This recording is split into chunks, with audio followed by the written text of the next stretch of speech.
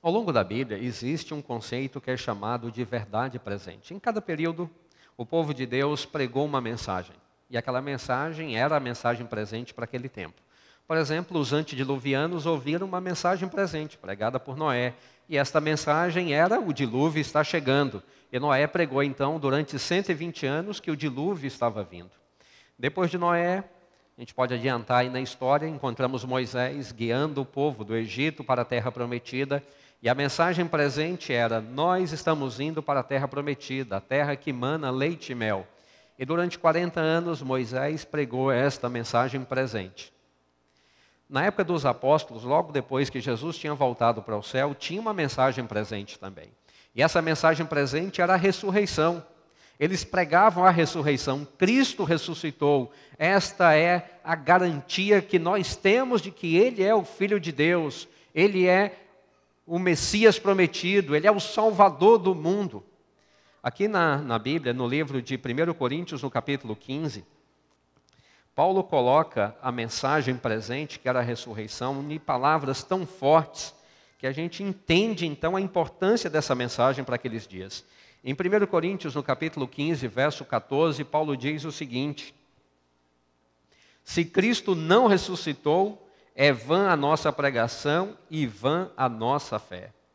E ele ainda diz mais, no verso 17, se Cristo não ressuscitou, é vã a vossa fé e ainda permaneceis nos vossos pecados. Então Paulo está mostrando o conceito que aquela verdade presente tinha para aquele momento. Ele diz que se Cristo não tivesse de fato ressuscitado, 3 coisas eram inúteis: a pregação, a fé e a esperança de ter sido libertado dos pecados. Então aquela mensagem era uma mensagem que a igreja pregava. Claro, toda mensagem presente tem a sua oposição. E a oposição naquele momento é: como podemos ter certeza que Ele ressuscitou? Ressurreição não é uma coisa que ocorre todos os dias. Ressurreição não é uma coisa natural. Ressurreição não é uma coisa biológica. Ressurreição é impossível do ponto de vista biológico ou de qualquer outro ponto de vista. Como você pode pregar algo que é contrário à natureza? E Paulo então usa o argumento de que muitas pessoas viram Jesus ressuscitado. Ele diz aqui no capítulo 15 de 1 Coríntios que cerca de 500 pessoas viram Jesus ressuscitado. A mensagem presente de nossos dias: a volta de Jesus. Ele voltará. Esta é a mensagem presente.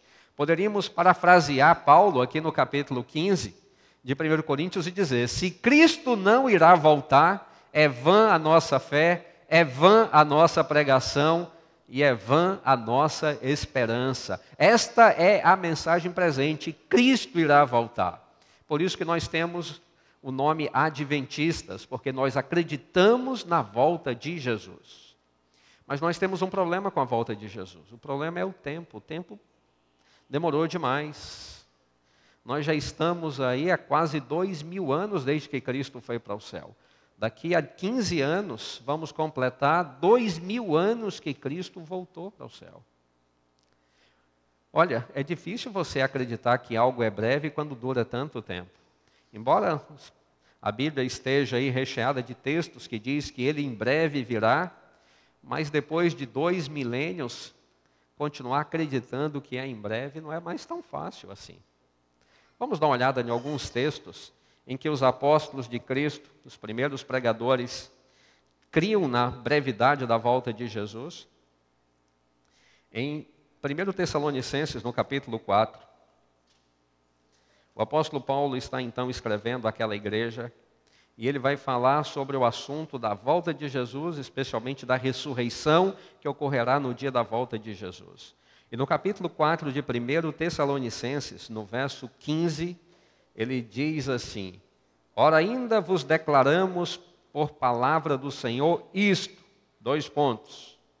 nós, os vivos, os que ficarmos até a vinda do Senhor, de modo algum precederemos os que morrem. Você percebe Paulo dizendo aí: nós, os vivos, os que ficarmos até a vinda do Senhor. Você percebe que Paulo está se incluindo no nós? Paulo tinha a crença ou a esperança de que Jesus voltaria nos dias dele. Paulo acreditava que não passaria pela experiência da morte, mas que vivo ele veria Jesus voltando, seria transformado e iria para o céu. Paulo morreu no ano 66. Desde então, a igreja continua esperando pela volta de Jesus. Jesus não voltou nos dias de Paulo. Em 1 Coríntios, nós vimos agora no capítulo 15, Paulo volta a tocar nesse assunto. Ele torna sugerir aqui que ele acreditava na volta imediata de Jesus. No capítulo 15, verso 51, diz ali, Paulo falando: eis que vos digo um mistério, nem todos dormiremos, mas transformados seremos todos. Nem todos dormiremos. Ainda que Paulo não acreditasse que ele veria Jesus voltando imediatamente, mas pelo menos ele acreditava que aquela geração iria ver Jesus voltar. Nem todos dormiremos. Claro que ele está falando para os primeiros leitores desta epístola que ele escreveu. Paulo cria que aquela geração estaria viva para ver Jesus voltar. Como ficamos então praticamente 2 milênios depois, 20 séculos depois desse escrito? E o pior de tudo é que a gente ainda tem um outro verso que nos complica ainda mais. Está em Apocalipse, no capítulo 22.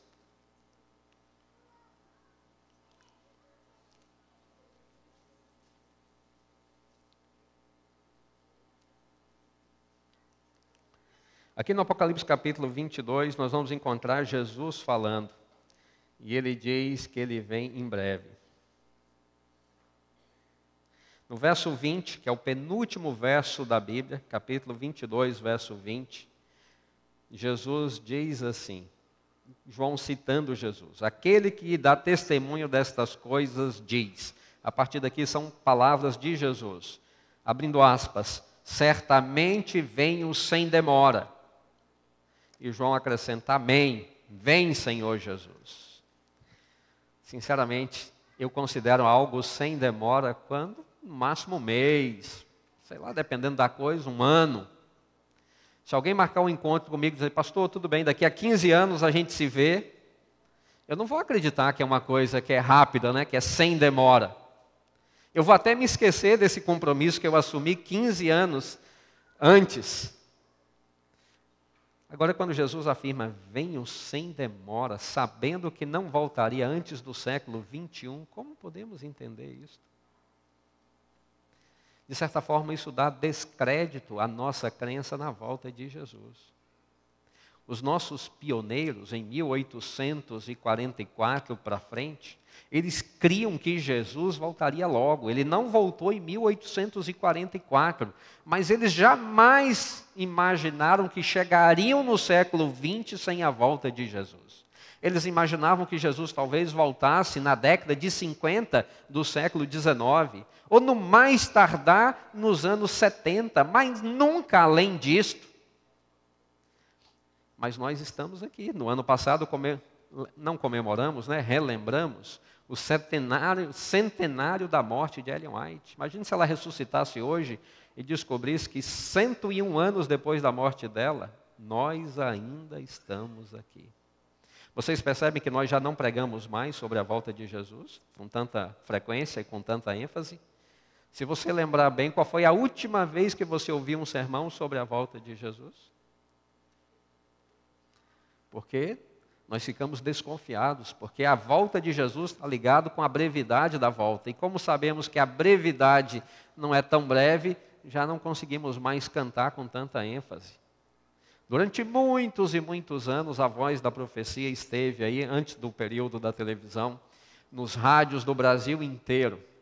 E uma característica do programa da Voz da Profecia era aquela música que marcava o começo do programa. Breve virá, lembram? Breve virá.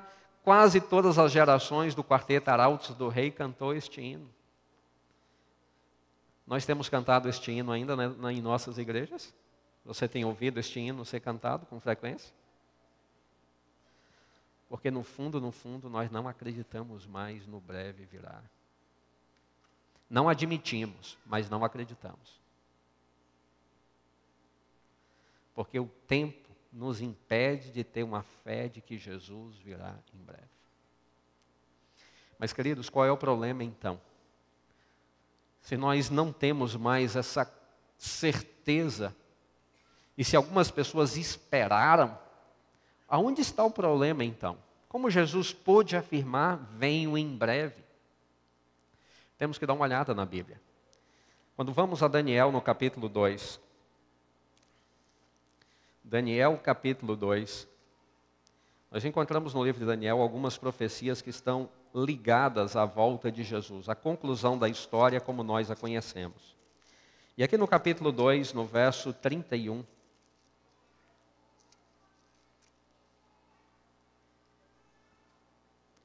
perdão, não é o verso 31, é o verso 33. Daniel está interpretando um sonho que o rei Nabucodonosor de Babilônia teve. Eu não vou entrar em detalhes, eu estou partindo do pressuposto que você conhece esse texto. Se você não conhece, eu terei o maior prazer de repassar com você.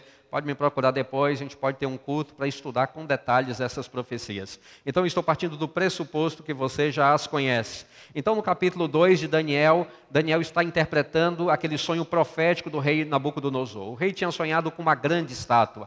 E Daniel, na sua interpretação, diz que aquela estátua representa a história a partir de Babilônia até a conclusão com a volta de Jesus. É a história como nós a conhecemos até a volta de Jesus. E finalmente Daniel chega na última parte da história, ou quase na última parte da história, quando ele olha para os pés da estátua. No verso 33, ele fala das pernas, ele está descrevendo o sonho para o rei. Ele diz as pernas de ferro, os pés em parte de ferro e em parte de barro. E um pouco mais abaixo, a partir do verso 41, ele dá a interpretação desse ponto. Ele diz assim, quanto ao que viste dos pés e dos dedos, em parte de barro, de oleiro e em parte de ferro, será esse um reino dividido, contudo haverá nele alguma coisa da firmeza do ferro, pois que viste o ferro misturado com barro de lodo. Como os dedos eram em parte de ferro e em parte de barro, assim por uma parte o reino será forte e por outra será frágil. Então Daniel está descrevendo aqui o fim do Império Romano, aquele grande império ocidental, né, que dominou a Europa, parte da África, parte da Ásia, durante quase 6 séculos.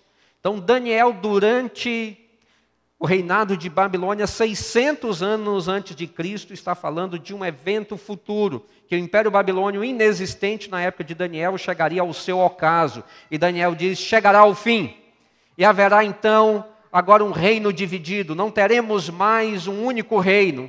Daniel estava falando da formação da Europa moderna como nós conhecemos. E de acordo com a nossa compreensão desse texto, isto ocorreu no ano 476 depois de Cristo. Então nós temos na Bíblia uma profecia dizendo que Cristo não voltaria antes de 476 depois dele. Então Cristo não voltaria na geração de Paulo, Cristo não voltaria na geração de Pedro, Cristo não voltaria para ninguém daquela primeira geração de crentes, porque até o 5º século há uma profecia de 1000 anos antes que Jesus não voltaria antes que o Império Romano dissolvesse. Mas como Paulo não sabia disso? Como Pedro não sabia disso? Porque a Bíblia diz que o livro de Daniel estaria selado. Ninguém conseguiria compreender essas profecias até um determinado momento no futuro. Na época de Paulo, este livro estava selado e ele, apesar de ser Paulo, também não compreendeu essas profecias. Então, todo mundo que esperou a volta de Cristo antes do 5º século, esperou em vão, porque já havia uma profecia que dizia que Jesus não voltaria até aquele momento. Agora, no capítulo 7, nós temos uma outra profecia. Capítulo 7, verso 25. Nós temos aqui uma outra profecia. Então, o capítulo 7 pega a profecia do capítulo 2 e amplia. Dá uma nova visão mais completa à profecia do capítulo 2. E quando chegamos no verso 25, quando fala ali de um surgimento de um novo poder, não mais um poder político, mas um poder religioso que surgiria na Europa no fim do Império Romano, no verso 25, Daniel escreveu o seguinte: que este poder proferirá palavras contra o Altíssimo, magoará os santos do Altíssimo e cuidará em mudar os tempos e a lei, e os santos lhe serão entregues nas mãos por 1 tempo, 2 tempos e metade de 1 tempo. Então Daniel está fazendo aí uma nova profecia de tempo. Esse poder religioso que surgiu na Europa no final do Império Romano foi a igreja que se tornou agora uma entidade organizada. É a igreja medieval que surge em 538. E de acordo com a interpretação deste texto, estes 1 tempo, 2 tempos, metade de 1 tempo, se refere a 3 anos e meio. 1 tempo, 1 ano, 2 tempos, 2 anos. Então, junta 1 mais 2, 3. E metade de 1 tempo, meio ano. Isto dá 1260 dias, que nas profecias simbolizam 1260 anos.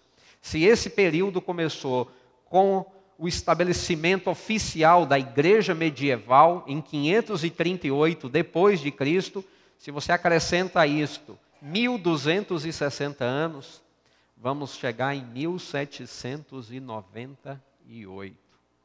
Então Cristo não voltaria antes de 1798. Ninguém que tenha esperado pela volta de Jesus antes desse período pôde esperar baseado na Bíblia, porque a Bíblia já tinha predito que Jesus não voltaria antes de 1798. Então, todas as gerações que viveram antes desse período não poderiam esperar pela volta de Jesus, o evento físico histórico nos dias deles. Mas no capítulo 8 nós temos uma outra profecia. Capítulo 8, verso 14. Daniel, novamente, está tendo uma visão que amplia a visão do capítulo 7. E aqui também há um tempo. No verso 14, é um verso que costumamos saber de cor, diz assim: ele me disse, até 2300 tardes e manhãs e o santuário será purificado. 2300 tardes e manhãs. No capítulo 9, diz que esse período começa a ser contado a partir da reconstrução de Jerusalém. Então começou em 457 a.C., e estes 2300 anos se estendem até 1844. Então Jesus não voltaria antes de 1844. Então temos que dizer para Paulo: Paulo, sinto muito, mas sua geração não iria ver Jesus voltar. Pedro, eu sinto muito que você tenha esperado pela volta de Jesus tão imediatamente, mas Jesus não voltaria nos seus dias. Porque há uma profecia de tempo na Bíblia que coloca a volta de Jesus para um período posterior à primeira metade do século XIX. Todo mundo que esperou a volta de Jesus antes do século XIX, esperou sem conhecer esta profecia. Porque há uma profecia aqui que diz que Jesus não voltaria antes desta data. Mas de 1844 agora já faz bastante tempo, né? São 176 anos e 2 anos. 172 anos. Você considera isso pouco tempo ou muito tempo? Bastante tempo. O hino Breve Virá, que é o 131 de nosso inário, foi composto em 1874.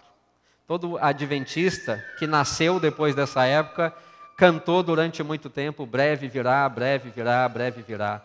Se meu trisavô tivesse sido adventista do 7º dia, ele teria cantado este hino. Meu bisavô, filho dele, também teria cantado este hino. Meu avô, que nasceu no século XIX, em 1894, também teria cantado este hino. Meu pai, que graças a Deus ainda está vivo, canta este hino. E eu estou aqui cantando também, já ensinei para o meu filho que continua cantando.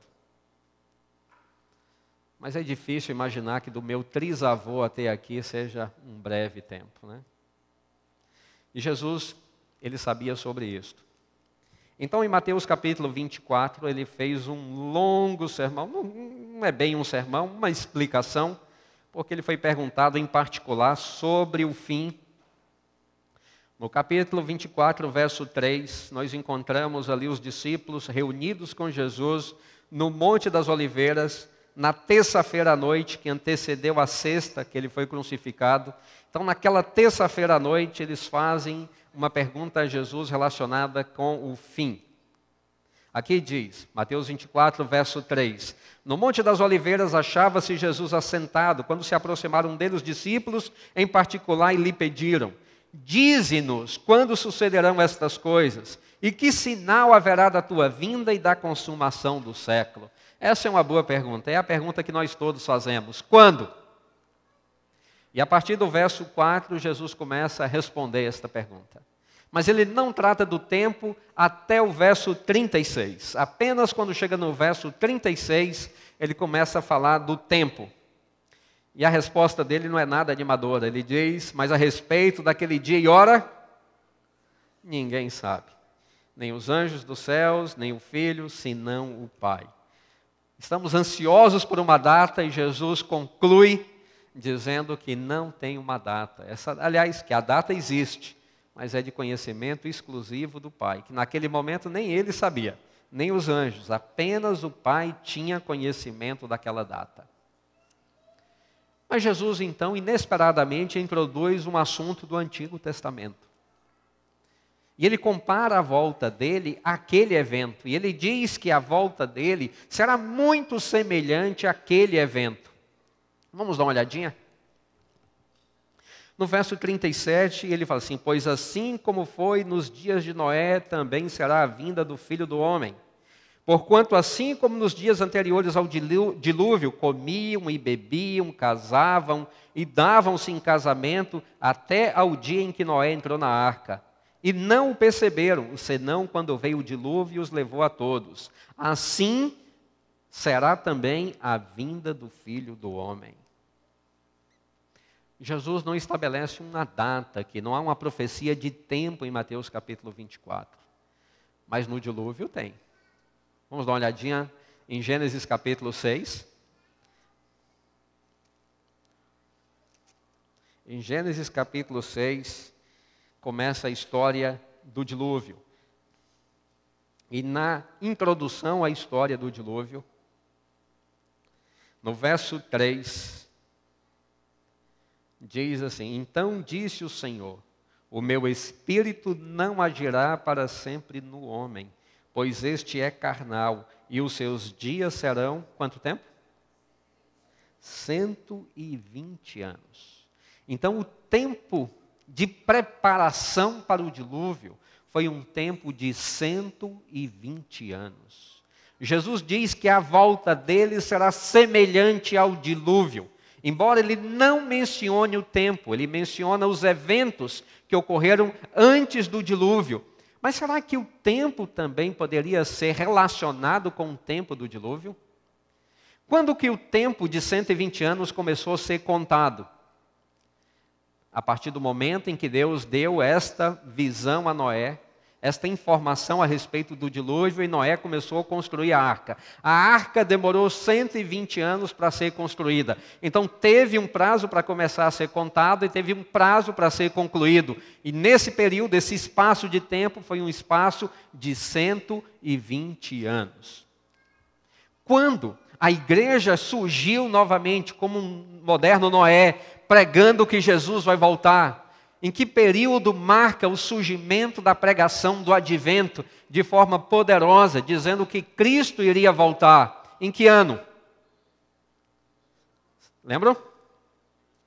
1844. Foi ali que marca o surgimento do movimento adventista. Essa é a data, este é o ano. Claro, isso aí é uma interpretação particular, né? Mas se você acrescenta 120 anos a 1844, aonde chegamos? 1964, mais precisamente em outubro. 22 de outubro, completaremos então aí 52 anos desde 1964. Agora, se o dilúvio está relacionado com a volta de Jesus e o prazo terminou em 1964, então isso causa um furo nessa compreensão da época da volta de Jesus, porque se fossem bater, deveria terminar em 1964. Mas se você olhar bem Mateus capítulo 24 e 25, você vai perceber que Jesus colocou um elemento novo ali.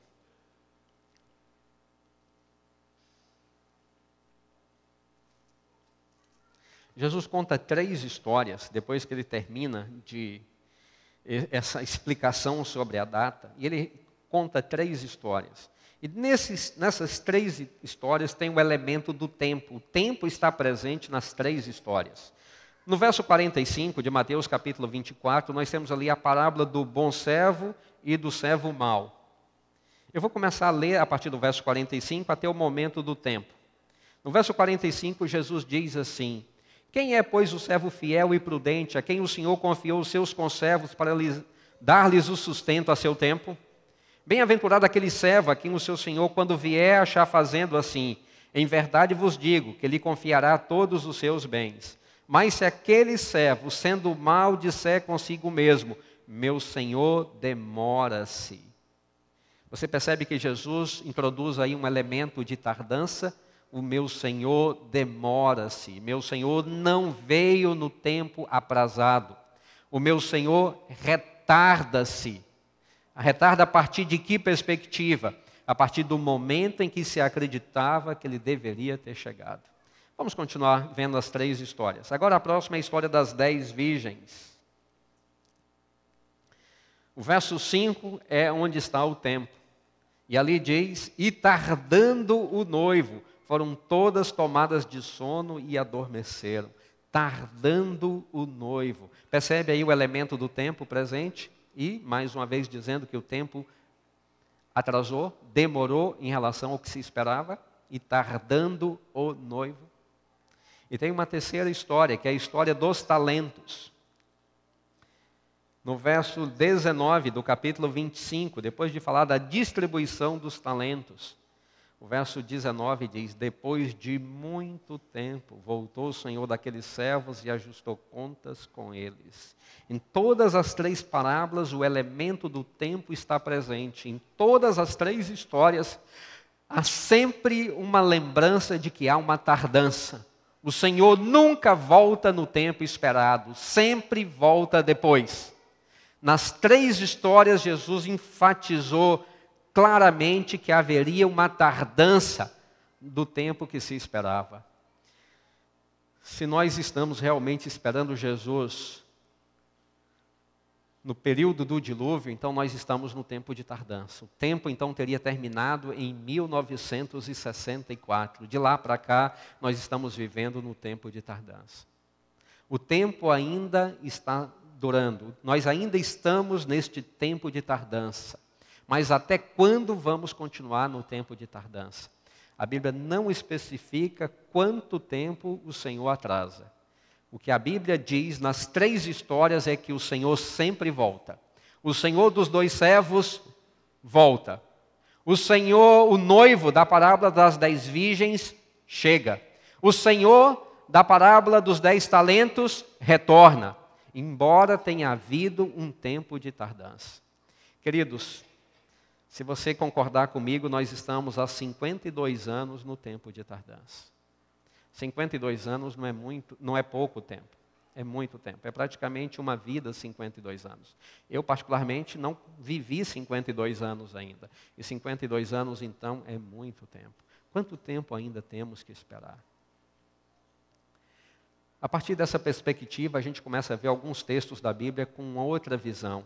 Em 2 Pedro, por exemplo, quando Pedro fala da volta de Jesus, 2 Pedro, no capítulo 3, verso 9, Pedro está lidando também com o problema da tardança.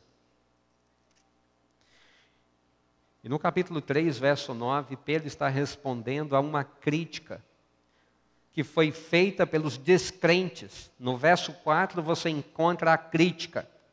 E a crítica dos não crentes é: onde está a promessa da sua vinda? Por que está demorando tanto? Por que não se cumpriu ainda? E no verso 9, Pedro está respondendo a esta crítica.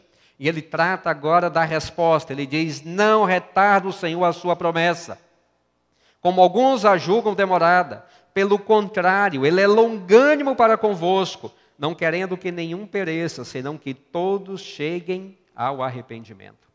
Então, do ponto de vista bíblico, a volta do Senhor não ocorreu no tempo aprazado, porque muitos ainda não tinham ouvido o Evangelho. O Evangelho não teve a abrangência que deveria ter tido até a metade do século XX. O mundo não tinha ouvido o Evangelho, por isso não estava habilitado a tomar uma decisão correta. O que o Senhor está esperando? O Senhor está esperando é que o Evangelho chegue a todo mundo. Claro que Deus não vai esperar isso pelos seres humanos, senão nunca vai ocorrer. Deus vai criar a forma, o movimento de pregar o Evangelho de forma abrangente no final, onde todos poderão ouvir, não apenas de uma pessoa, mas Deus vai criar um movimento onde o Evangelho vai chegar a todo mundo. E nós estamos esperando exatamente esse ponto final. Queridos, existem dois eventos relacionados com a volta de Jesus. Existe o evento histórico, físico, o dia em que ele vai aparecer nas nuvens dos céus, e nós estamos vivendo no tempo de tardança. E haverá também um momento em que terminarmos a nossa vida aqui. No momento em que morrermos, acaba a nossa história. Só vamos acordar novamente para ver Jesus já voltando. A nossa morte antecipa, de certa maneira, já que estamos inconscientes, o tempo de espera. Ao fecharmos os olhos aqui, dando ali o último suspiro consciente, a nossa próxima consciência imediata é contemplando Jesus voltando nas nuvens dos céus, se acordarmos na primeira ressurreição. Quanto tempo ainda temos que esperar? Eu sinceramente não sei. Estamos há 52 anos no tempo de tardança. Vai tardar ainda mais? Eu sinceramente não sei. Olhando para vocês, uma grande congregação, eu tenho certeza que há uma grande possibilidade de, em dezembro de 2017, nem todos estarmos mais aqui. Alguns podem ter descansado no Senhor. Se é o seu caso, se é o meu caso, nós temos menos de 2 anos até a volta de Jesus. Eu gostaria de concluir contando uma história. Como vocês já devem ter ficado sabendo, eu tive a oportunidade de ser pastor no Canadá durante um tempo. No primeiro mês que chegamos ao Canadá, o feriado nacional do país, o 7 de setembro deles, é o dia 1º de julho. Então eu tinha acabado de chegar, era o primeiro mês na igreja. Nós chegamos lá no dia 2 de junho, então dia 1º de julho, um mês praticamente depois, participamos de um casamento. Um casal da igreja, um casal de jovens, se casaram. Foi uma festa muito linda, num lugar bonito. Era uma família que tinha ali uma condição financeira privilegiada. Então fizeram lá um casamento, parecia de conto de fadas. E quando terminou tudo, as pessoas já estavam indo embora depois ali do jantar. Um casal da igreja, já de uma certa idade, o casal veio e se assentou à nossa mesa. E o irmão lá me disse assim: pastor, o senhor é baiano, não é? E eu disse: sim, sou da Bahia. Ele disse: eu conheço a sua terra, já passei por lá muitas vezes. Falei: que bom, tal. Fizemos ali algumas brincadeiras a respeito da Bahia. Isso era 2003, dia 1º de julho de 2003. Ele me disse: eu e minha esposa estamos aqui no Canadá, meus filhos já vivem aqui há muitos anos, já são cidadãos canadenses, e nós viemos para passar um tempo com eles, já estou aposentado. E eu arrumei um trabalho aqui, estou trabalhando, estou juntando mais um dinheirinho, porque eu tenho planos daqui 1 ano e meio voltar para o Brasil de forma definitiva e quero morar no litoral da Bahia, na região de Porto Seguro. Estamos economizando aqui para a gente comprar um bom apartamento lá, quero viver minha vida ali. Então, do ponto de vista dele, 1 ano e meio depois seria o início de 2005. 1º de julho. No dia 8 de julho, exatamente 1 semana depois, eu estava pregando no funeral daquele homem. Durante a semana ele teve um derrame fulminante e ele morreu. Então todos aqueles praticamente que estavam presentes no casamento, estavam presentes no funeral dele. E eu estava pregando ali no funeral dele. Enquanto as pessoas estavam cantando, aquelas outras partes que normalmente tem no funeral, e eu esperando a minha vez de falar, eu fiquei pensando assim: meu Deus, se eu pudesse conhecer o tempo. eu teria dito a este irmão: irmão, você não tem mais 1 ano e meio. Você não tem mais esse tempo. Tudo que você tem são uns 3 ou 4 dias, porque ele teve o derrame, ficou em coma, inconsciente, e depois morreu lá na UTI. Então, tudo que você tem são 3 ou 4 dias. Daqui a 1 semana exata, eu vou estar pregando no seu funeral. E eu fiquei pensando nisso. Se eu pudesse ter dito isto para ele. Se eu conhecesse o tempo. Se eu pudesse dizer para ele: irmão, daqui a 3 dias ou 4, você verá Jesus voltando. Jesus voltará em 3 ou 4 dias. Porque ao morrer, ele perde a consciência e só recobra a consciência no dia da ressurreição. Se ele soubesse que a história dele no mundo só tinha mais 72 horas, eu fiquei pensando: será que ele faria alguma coisa diferente? Como ele reagiria a esta minha profecia para ele, se eu pudesse ter este dom profético? Se eu dissesse para ele: você vai para a sepultura daqui a 3 dias e logo imediatamente verá Jesus voltando. O tempo vai correr aceleradamente para você. Como ele teria reagido? Eu não falei isso para ele porque eu não sabia.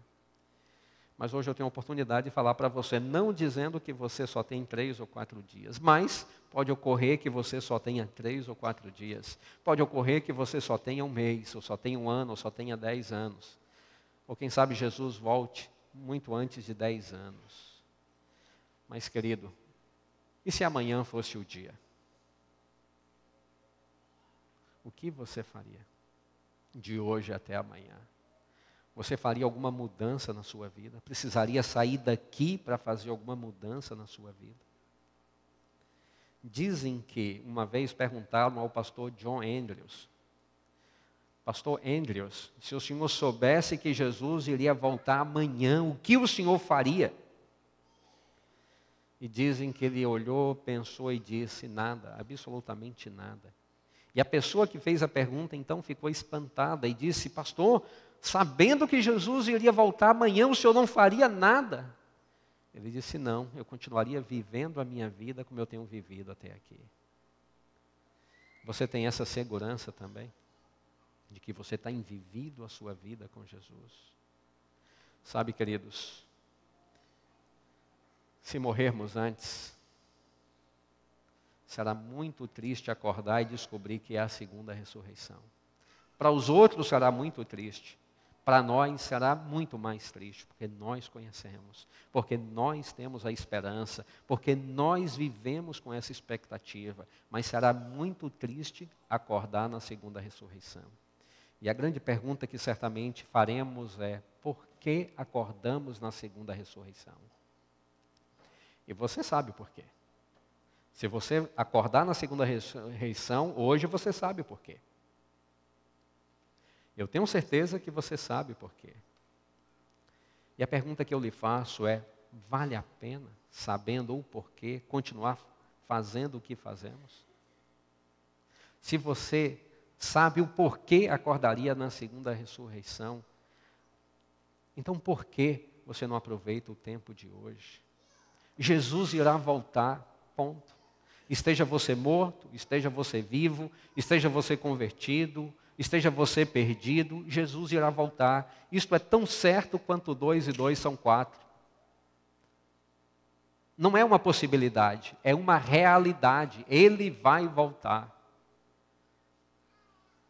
Mas a grande pergunta é: sabendo disto, como eu tenho me preparado para este evento? Sabendo que o evento pode, pela morte, ser antecipado em muito tempo.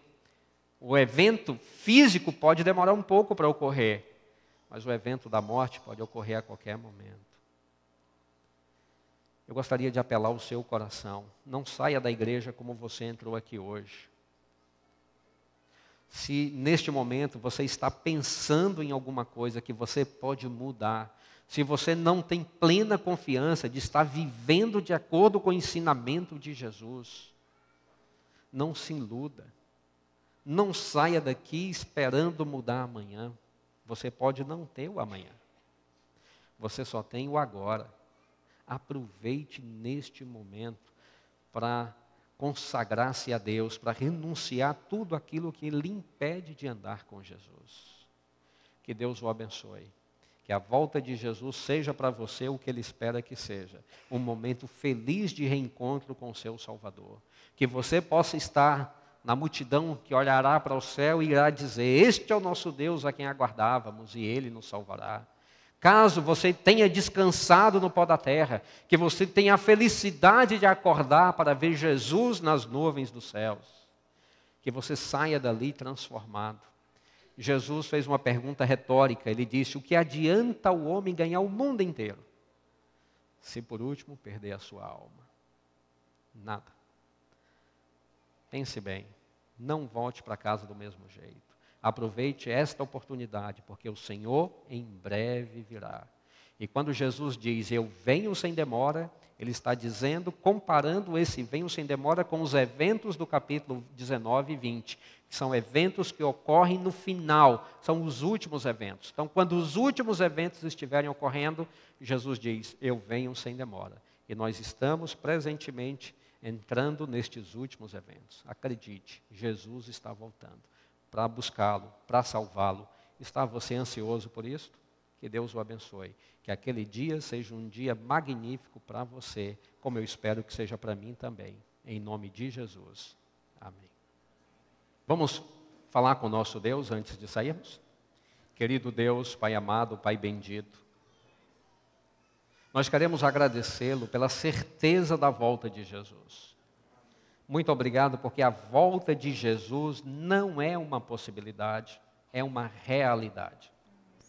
Muito obrigado, porque o Senhor está ansioso em nos reencontrar, em abrir a porta do Éden, que um dia foi fechada, e nos colocar para dentro do lar de novo. Muito obrigado, porque o Senhor espera com ansiedade tão grande que este dia chegue logo. Pai querido, ponha, nós pedimos, este mesmo anseio no coração de todos aqui também. Nos ajude a não perdermos pela demora essa expectativa de que Jesus está voltando. Nos dê a sabedoria de orar como Moisés, que orou: Senhor, ensina-nos a contar os nossos dias. Nos ajude a percebermos a brevidade da vida. E nos dê, Pai querido, a capacidade de compreender que se naquele dia não estivermos entre os salvos, teremos perdido tudo, tudo, tudo, tudo. Por favor, querido Deus, trabalhe conosco, com a nossa mente agora. Estamos, neste momento, confessando a Ti o nosso pecado ou os nossos pecados. Nós nos conhecemos, sabemos de coisas que, infelizmente, têm nos afastado do Senhor. E, neste momento, aqui no Teu altar, gostaríamos de confessá-las ao Senhor, pedir perdão e pedir o Espírito Santo para termos forças para não pecarmos de novo. Não cometermos os mesmos pecados de novo. Por isso, neste momento, eu vou interromper a oração para que cada um dos irmãos, em sua mente, possa falar com o Senhor.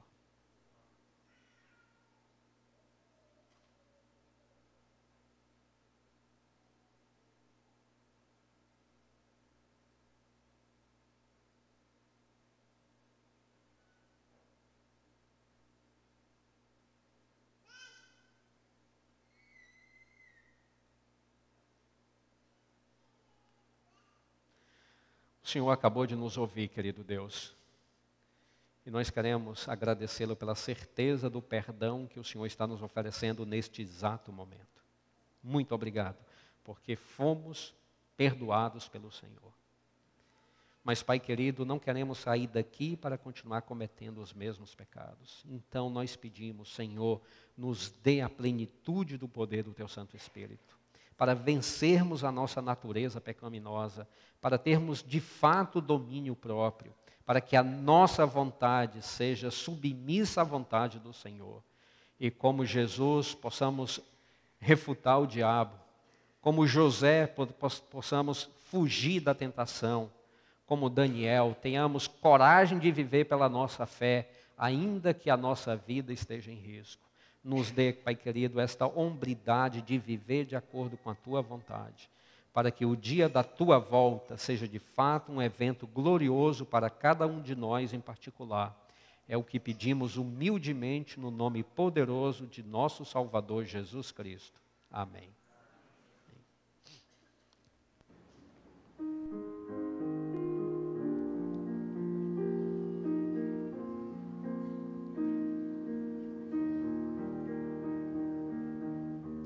Em paz eu vou ouvir a voz de Deus. Em paz eu vou, estou feliz. Achei abrigo em sua casa. Em paz estou com meu Jesus.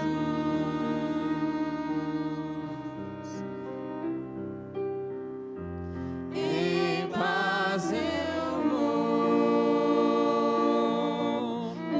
ouvir a voz de Deus. Em paz eu vou, estou feliz. Achei abrigo em sua casa. Em paz estou com meu Jesus.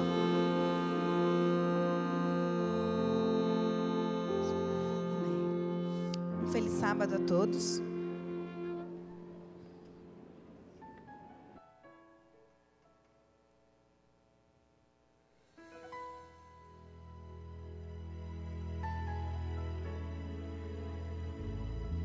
Mais uma vez escureceu e o sol se pôs no coração. Eu já não pude suportar, senti saudades do meu lar. Orei a Deus em aflição, a Ele abri meu coração. Foi quando alguém